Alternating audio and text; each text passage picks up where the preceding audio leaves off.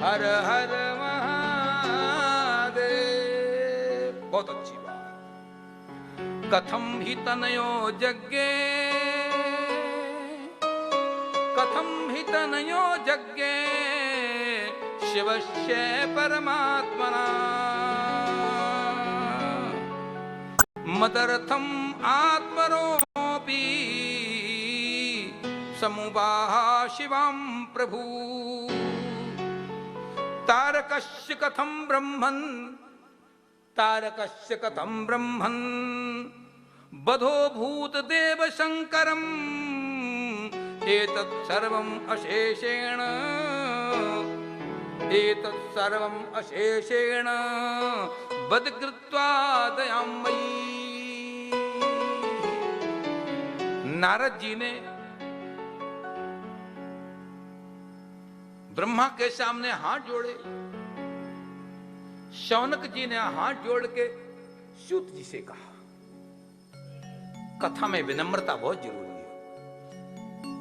घड़ा झुकेगा नहीं तो पानी नहीं भरेगा। प्याऊ पर स्वयं झुकोगे नहीं तो मुंह में पानी नहीं आएगा। सुनो ध्यान से, प्याऊ पर पानी पीने गए, झुके नहीं तो मुंह में पानी नहीं आएगा। बाल्टी रस्सी लेकर के कुआं में भरने गए, बाल्टी झुकेगी नहीं तो पानी नहीं भरेगा। झुकेगी तभी पानी आएगा, वरना नहीं। कथा सुनते सुनते हृदय नम्र नहीं हुआ, विनम्र नहीं बना, कथा नहीं घुसेगी, कथा नहीं टिकेगी। कथा को टिकाने के लिए विनम्रता बहुत आवश्यक है। महर्षियों ने नम्र भाव से सिर को झुकाते हुए, नारद जी ने सिर को झुकाते हुए प्रश्न किया, कथम भी तनयो यज्ञे शिवस्य परमात्मना इदर्थम आत्मनोऽपि समुवाह शिवं प्रभु। हे प्रभु दीनबंधु दातार करुणा बरुणालय, मैं महादेव की कथा बहुत सुनना चाहता हूं।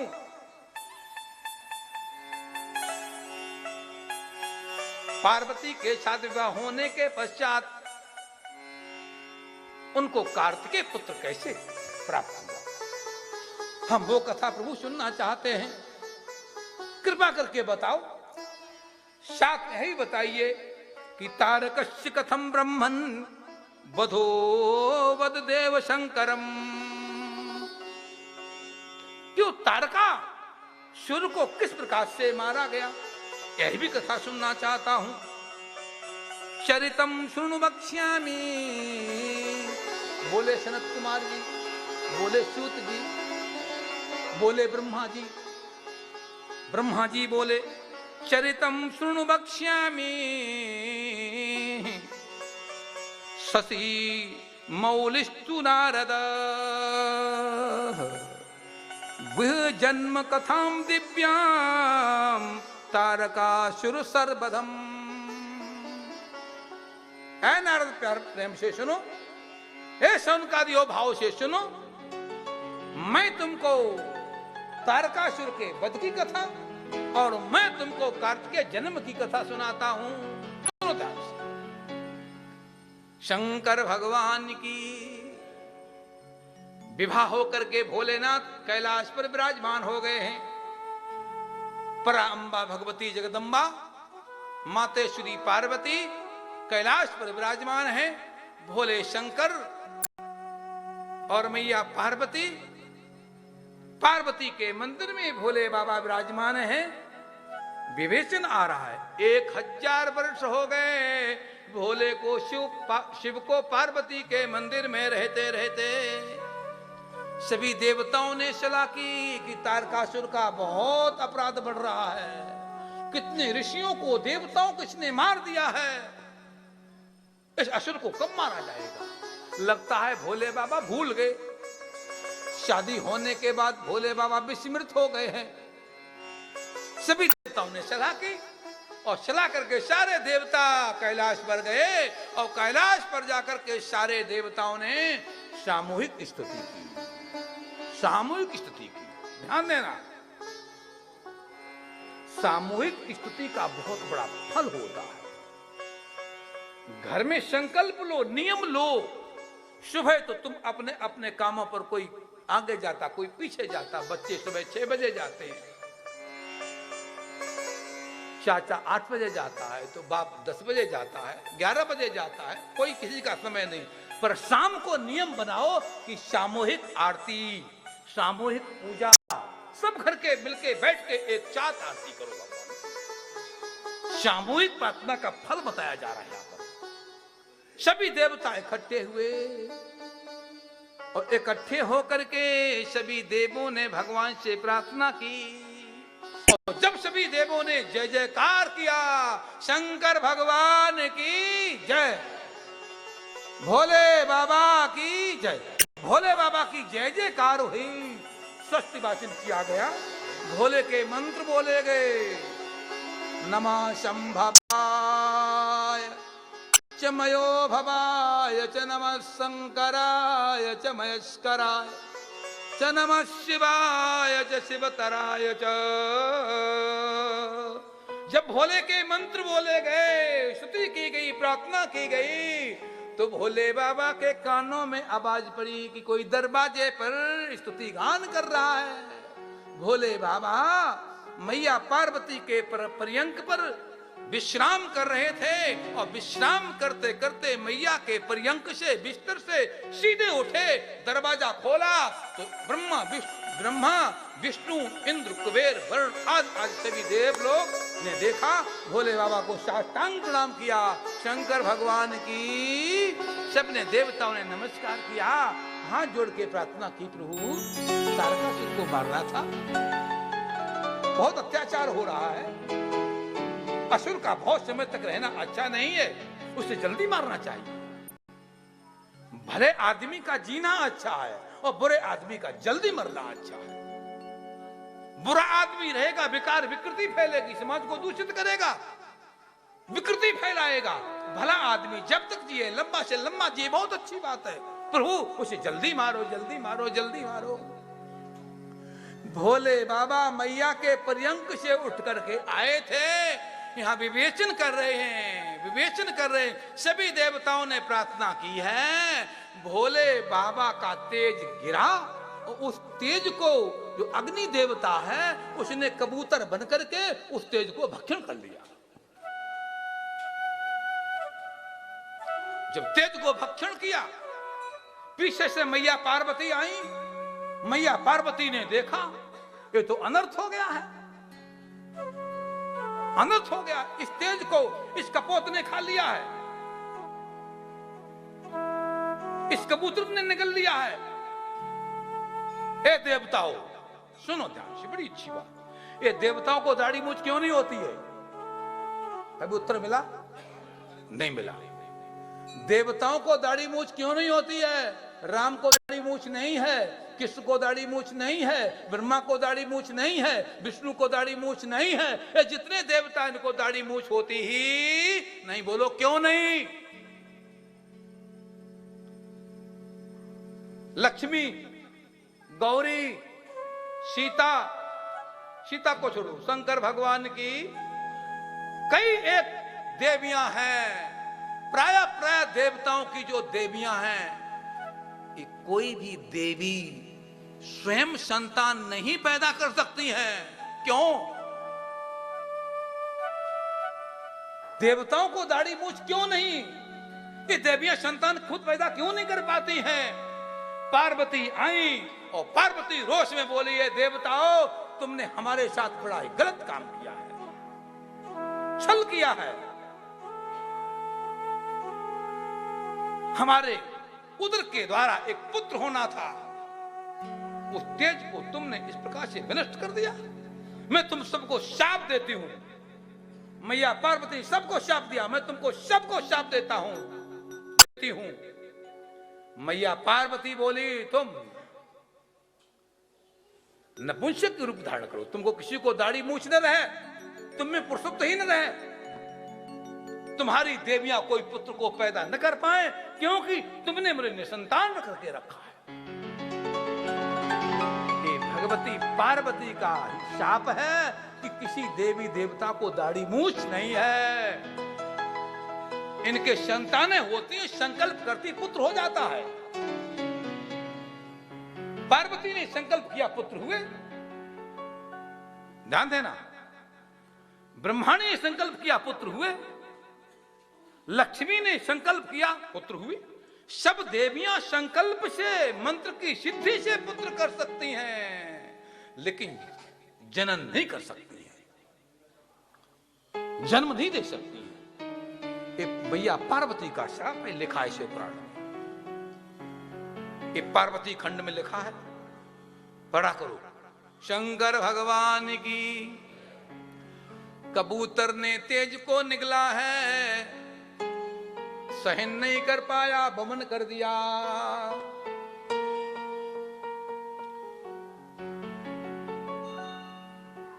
प्रयाग में स्नान करने गए।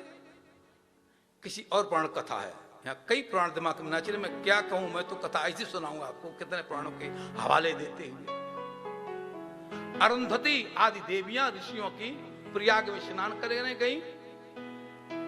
गोता मारा, ठंडी लग गई, अग्निताप ने बैठी। अग्नि देवता को अग्नि को सेकने से वो देवियां गर्भवती हो गई। उनसे कई ऋषियों की उत्पत्ति हुई। शंकर भगवान की।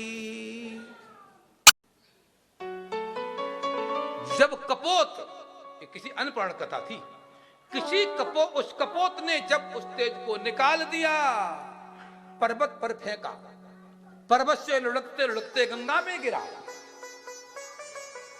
गंगा ने स्वीकार नहीं कर पाया, तरंगों के द्वारा फिर वो शरकंडे के जंगल में जाके गिरा। शरकंडे में गिरा और शरकंडे के जंगल में गिरने पर इतने में वो बालक छोटा सा नवजात शिशु बन गया।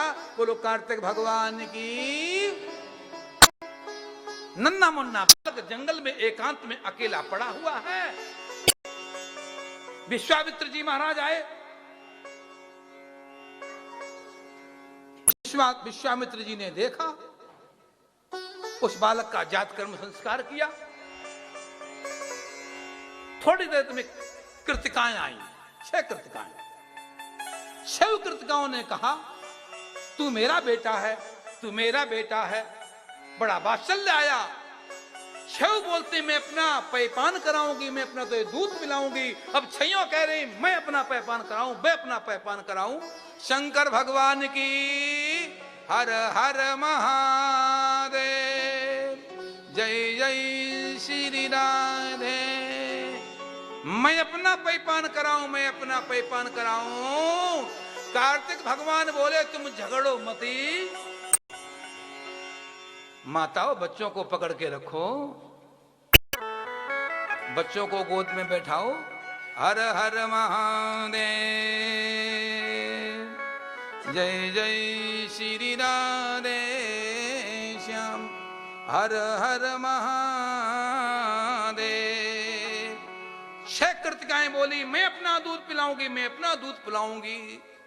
कार्तिक भगवान बोले, देवियों झगड़ो मत, मैं आपका सबका पैपान करूंगा, दूध का पान करूंगा। कार्तिक भगवान ने 6 मुख बनाए। कितने बनाए? 6 मुख बना करके 6 कृतिकाओं का पैपान किया है, पुत्र बना के वहीं पे रख लिया है?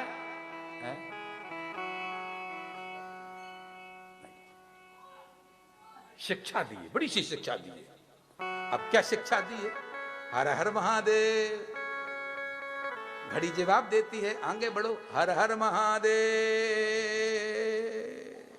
अन्न भाजने लगना। एक श्लोक। अन्न भाजने लगना, संस्कारा न अन्यथा भवे। अन्न भाजने, बच्चों को कैसे संस्कार दो? जैसे कोई एक अभी अभी कुम्हार ने घड़ा बनाया है, कच्चा है, बोले उस घड़े पे रेखाएं खींच दो, सूखने के बाद, पकने के बाद वो रेखाएं कभी मिटने वाली होती नहीं है। टूट जाए फूट जाए पर रेखाएं नहीं मिटती हैं। ए मेरी माताओं, बच्चों को छोटे भी शिक्षा दो, जो शिक्षा दे दोगी वो अमिट होगी, अमिट होगी, अमिट होगी। समय है शिक्षा का। बुढ़ों को स्कूल नहीं होते हैं, कॉलेज नहीं होते, गुरुकुल नहीं होते हैं। कोई देखा बुढ़ों कॉलेज? ये बच्चों कॉलेज क्यों? इसीलिए कि बुढ़ापे पर बूढ़ा तोता पढ़ाया नहीं जाता है। शिक्षा तो यही अवस्था है। शिक्षा दी, बहुत शिक्षा, अच्छी अच्छी शिक्षा। आइए बढ़िए आगे। शंकर भगवान की जय। मैया पार्वती बोली, भोले बाबा आपका तेज गिरा था, वो कहां है? बहुत दिन हो गए, खोज करो। देवताओं से कहा, देवताओं ने खोज की। बद्रीनाथ के पास में कृतिकाएं रहती हैं, उनके भवन में वो बालक फल पुष्प के बड़ा हो रहा है। शंकर भोले बाबा ने 100 पहियों का रथ भेजा। रथ को लेकर के कृतिकाओं के पास पहुंचे भवन पर। कृतिकाओं ने कहा कि कोई सेना आ रही है। 10,000 साथ में सेना भेजी थी। कार्तिक भगवान बाहर आए। सब गणों ने कहा कि आपके पिता भोले बाबा, आपकी माता गौरी ने आपको बुलाया है। कैलाश पर ब्रह्मा, विष्णु, इंद्र, कुबेर वगैरह वगैरह सभी देव वहां विराजमान हैं। आपका अभिषेक होगा और सभी देव आयुध लेकर के आए हैं, अस्त्रों को लेकर के आए हैं। आपको भेंट देंगे। उन अस्त्रों से आपने तारकासुर को मारना है। रथ पर बैठाया है और बैठा करके पहुंच गए हैं कैलाश में। बोलो शंकर भगवान की। कैलाश में पहुंच करके सिंहासन बनाया है, सिंहासन में बैठाया है, अभिषेक किया है। सभी ने आयुधों को भेंट में दिया है, अस्त्रों को भेंट में दिया है। अस्त्रों को लेकर के कुबेर, अस्त्रों को लेकर के कार्तिक भगवान दलबल के सहित, ब्रह्मा विष्णु के सहित, सभी देवताओं के सहित ललकारा है। आज तारकासुर को युद्ध के मैदान में उतर गए हैं और खेलते कूदते ब्रह्मा का युद्ध हुआ है, विष्णु का युद्ध हुआ है, इंद्र का युद्ध हुआ है। सभी को युद्ध में परास्त कर दिया। विष्णु परास्त हो गए, ब्रह्मा परास्त हो गए, सभी देव परास्त हो गए। अंत में कार्तिक भगवान आए हैं, उन्होंने युद्ध किया है। पहले मल युद्ध हुआ है, गदा युद्ध हुआ है, मंत्र युद्ध हुआ है। इन युद्धों को करते करते कार्तिक भगवान ने ऐसा अस्त्र मारा है जिससे तारकासुर मर गया। बोलो शंकर भगवान की। हर हर महादेव, हर हर महादेव, हर हर महादेव, हर हर महादेव शंभो काशी विश्वनाथ कल्पे। हरि हरि महादेव शंभो काशी विश्वनाथ गंगे। हर हर महादेव शंभो काशी विश्वनाथ गंगे। हरि हरि महादेव शंभो काशी विश्वनाथ गंगे। हर हर महादेव शंभो काशी विश्वनाथ गंगे। हरि हरि महादेव शंभो काशी विश्वनाथ गंगे। हर हर महादेव। आनंद नहीं आता है? ए मेरी माताओं, ये हाथ कब के लिए छुपा के रखे हैं? ऐसा निकालो। सभी सबको 2-2 हाथ दिए। कितने हाथ दिए हैं? 2-2 हाथ दिए। भगवान कहते हैं कि मेरे शिवपुराण की कथा में तुम दोनों हाथों से ताली नहीं बजाओगे तो अगले जन्म में तुमको हाथों की जगह पे 2 पैर और बढ़ा दूंगा। 2 पैर फिर क्या बन जाओगे? मैं नहीं कहूंगा बड़ी वाणी से भाई। 2 पैर बढ़वाना तो ताली न बजाना, और पुनः 2 हाथ रखना, ताली जरूर बजा देना। शंकर भगवान की। अब देखता हूं, हाँ ऊपर हाथ। हर हर महादेव शंभो काशी। हरि हरि महादेव शंभो काशी विश्वनाथ गंगे। हर हर महादेव शंभो काशी विश्वनाथ गंगे। हरि हरि महादेव शंभो काशी विश्वनाथ गंगे।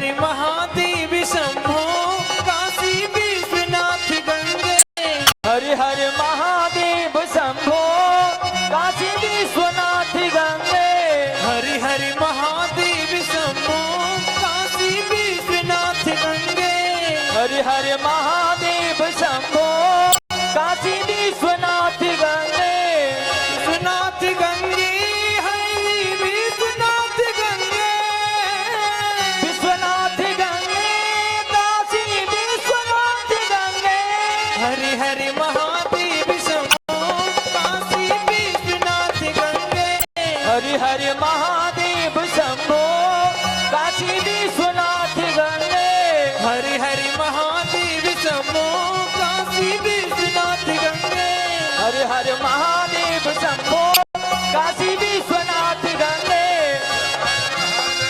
महादेव शंभो काशी विश्वनाथ गंगे महादेव हर हर महादेव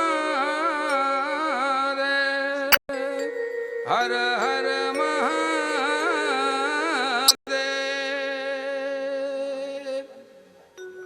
बड़े प्यार से भाव और श्रद्धा के साथ आप गणपति भगवान का जन्म,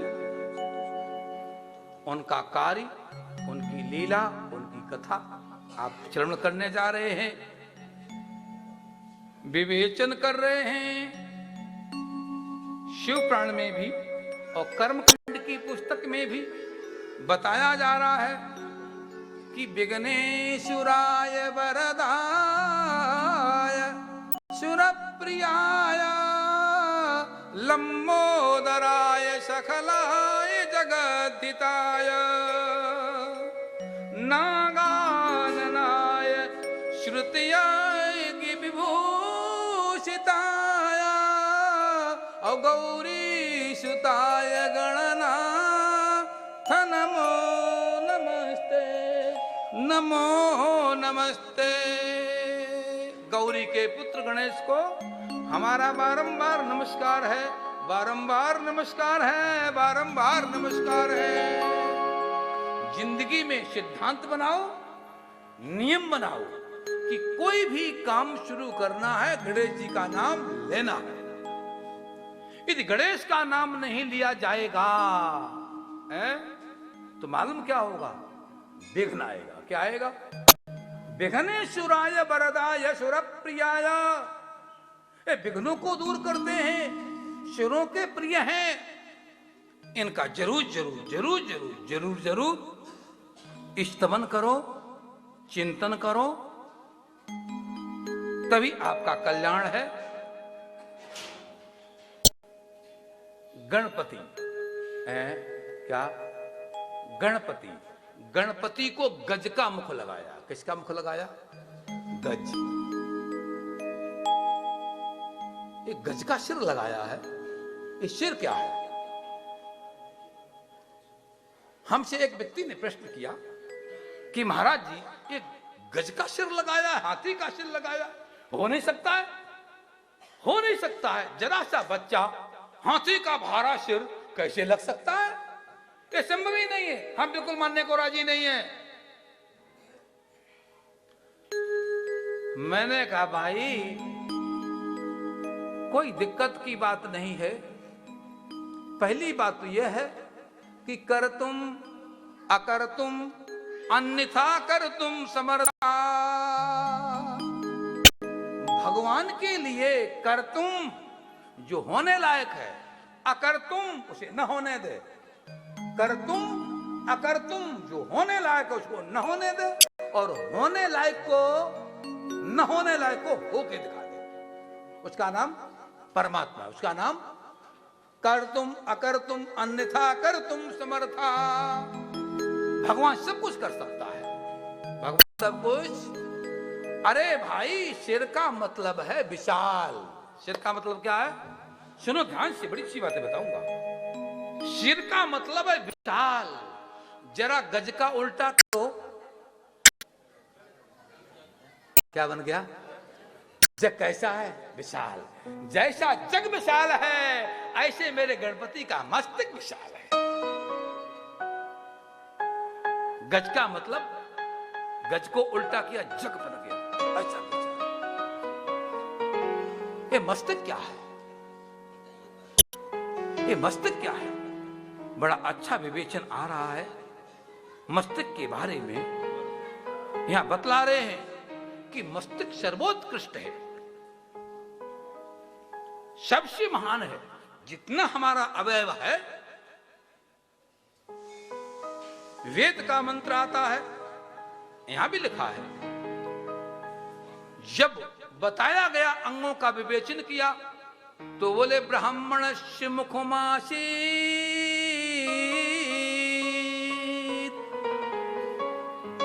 ये मुख क्या है? बोले ब्राह्मण है। व्यक्ति का विवेचन। भुजाएं क्या है? क्षत्रिय है। पेट क्या है? वैश्य है। पैर क्या है? शूद्र है।